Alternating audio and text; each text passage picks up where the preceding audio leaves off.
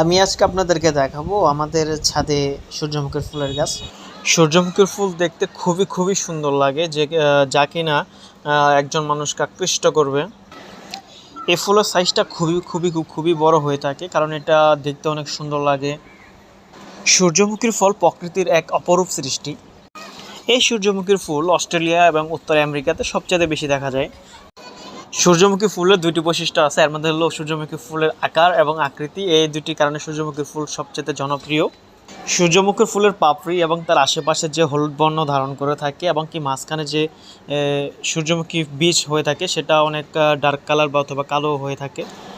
সূর্যমুখী ফুলের আরেকটি নাম রয়েছে, যেটা উত্তর আমেরিকা অথবা অস্ট্রেলিয়াতে ডেকে থাকে, সেটা হলো হেলিওট্রোপিজম নামে পরিচিত। এর মানে হলো সূর্যের দিকে ঘুরে থাকা। এটি আমাদের বাংলাদেশের চাঁপাইনবাবগঞ্জ, পটুয়াখালী, কলাপাড়া, পাবনা, ঈশ্বরদীতে সবচেয়ে বেশি চাষ হয়ে থাকে এখন বর্তমানে। এই ফুল আমাদের দেশে খুবই জনপ্রিয়।